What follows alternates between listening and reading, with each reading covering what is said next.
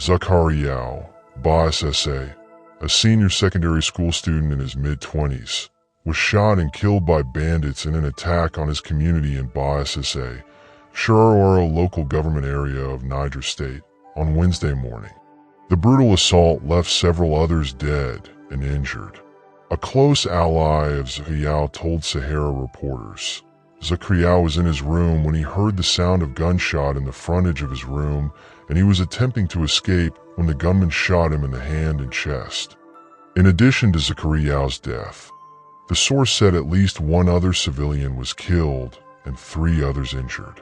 The bandits also targeted officers of the Department of State Services, DSS, killing 2 officers and injuring 2 others.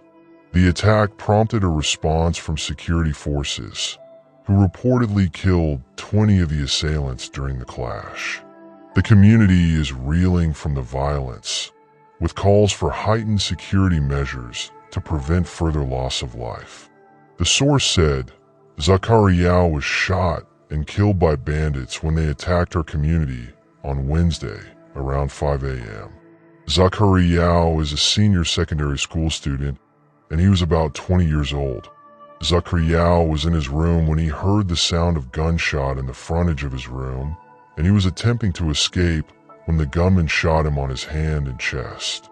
Meanwhile, Sahara reporters on Wednesday night reported that at least 2 residents of Bassa community in the Shiroro local government area in Niger State were killed by a group of terrorists who invaded their community on Wednesday morning.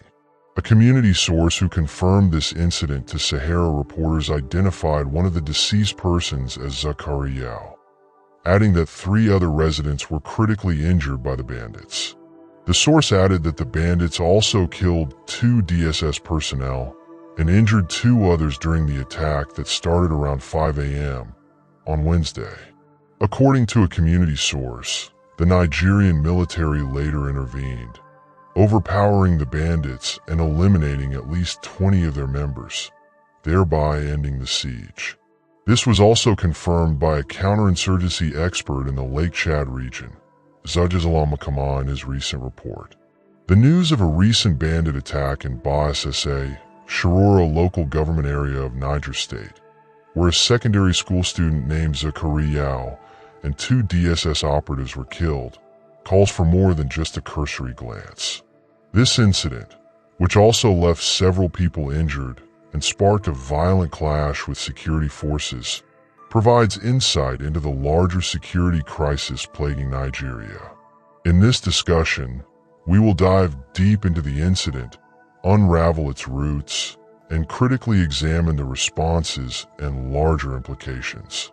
The murder of Zakariao, a young man in his early 20s, while trying to escape gunfire in the safety of his own home, is a heart-wrenching tragedy. His death represents the often overlooked victims of banditry, innocent civilians whose lives are violently cut short. In the context of rural Nigerian communities, these attacks highlight a troubling trend: the growing sense of vulnerability among youth and students. Civilians like Zakariao are increasingly becoming collateral in these violent conflicts. The question arises, why are ordinary people so easy to target? One perspective is the failure of the Nigerian government to adequately secure rural and isolated areas, where bandits often find refuge. The lack of immediate and sufficient security infrastructure in these communities allows these criminals to terrorize with impunity. The situation reflects systemic negligence, as rural populations feel the brunt of insecurity more harshly than urban areas. Could the Nigerian government do more to protect its citizens?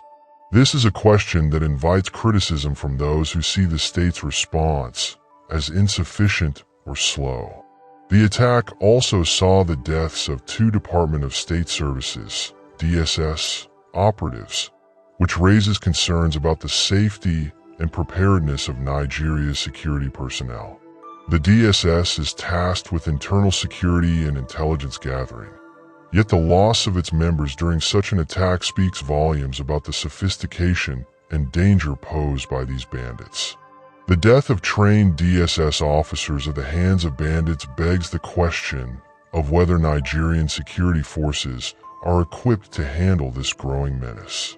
Although the military was reportedly able to eliminate 20 bandits during the counterattack, the fact that security personnel continue to fall victim to these criminals is alarming. Is the training and equipment of Nigerian security forces adequate? Many critics point to issues such as corruption, poor resource allocation, and lack of modern equipment as key problems facing the Nigerian military and DSS. The broader problem also lies in intelligence failures. Attacks like this happen early in the morning, and while communities may not have the resources to defend themselves, why wasn't there sufficient intelligence to preempt the attack? Critics of Nigeria's security apparatus argue that intelligence gathering and proactive measures have been historically weak. The ongoing loss of life only reinforces the need for a more coordinated and preventative approach to banditry. Beyond the deaths, many others were injured during the attack, with 3 residents reportedly in critical condition. The physical injuries are compounded by the emotional and psychological scars left on survivors. The trauma of living through a violent attack, hearing gunshots at dawn, and watching neighbors and loved ones die leaves lasting damage.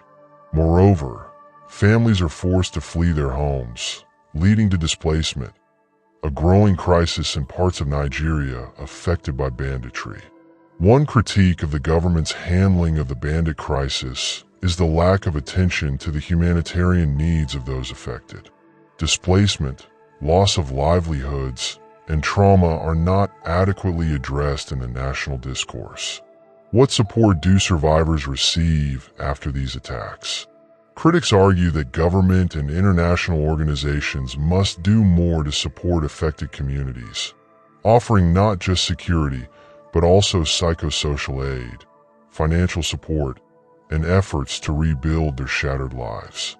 This attack is not an isolated event. Banditry has become a widespread issue, particularly in northern Nigeria. These criminal groups have terrorized communities for years, engaging in robbery, kidnapping, and murder. Often operating in remote, hard-to-reach areas, they have evaded military crackdowns and are growing more emboldened. While some bandits claim to be responding to socioeconomic injustices, such as poverty and marginalization, their methods have become increasingly violent, with civilians bearing the brunt of their activities. A critical analysis of banditry would be incomplete without looking at the underlying causes. Poverty, unemployment, and lack of education in northern Nigeria are often cited as reasons why young men are driven to crime. In regions where government presence is minimal, bandits can exploit grievances over inequality to recruit members. However, while these socioeconomic factors explain why banditry exists, they do not excuse the violence and terror inflicted on innocent civilians. There are voices that argue for a multi-pronged solution to banditry, one that not only focuses on military crackdowns, but also addresses root causes such as poverty alleviation, education, and rural development. Is enough being done on this front? Critics argue that the government's focus has been too heavily tilted towards military solutions, without investing enough in long-term, socioeconomic programs that might prevent young men from joining these criminal groups in the first place. In this specific incident, reports indicate that the Nigerian military was able to overpower and eliminate at least 20 of the bandits. This is commendable and reflects the potential of the military when they are properly mobilized. However, these victories are often short-lived. For every bandit killed, more rise to take their place, creating a vicious cycle of violence that is hard to break. One major critique of the Nigerian government's handling of banditry is that it is often reactive rather than proactive. Bandits launch an attack, security forces respond, and the cycle continues. What's missing is a long-term strategy to prevent these attacks from occurring in the first place. Critics argue for a more comprehensive security overhaul that includes intelligence reform, community policing, and improved military presence in high-risk areas. Furthermore, there is the issue of trust between the government and local communities. In many cases, rural populations feel abandoned by the government, and this lack of trust hinders effective collaboration between civilians and security forces. Addressing this distrust should be a central part of any long-term strategy to combat banditry. The attack in DSS, Niger State, serves as a microcosm of the wider security challenges facing Nigeria. It highlights the vulnerability of civilians, the bravery yet tragic losses of security personnel, and the need for a more robust and coordinated response from the government. It also invites a broader discussion about how socioeconomic issues fuel insecurity and what steps can be taken to address these root causes.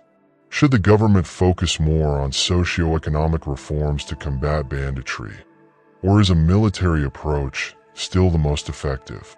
How can communities rebuild trust in the government and security forces to create safer environments? What role should international organizations play in helping Nigeria address this complex issue? Feel free to comment and share your views. Your comments and opinions will help shape this ongoing discussion. I will see you again in my next update. Enjoy the rest of your day.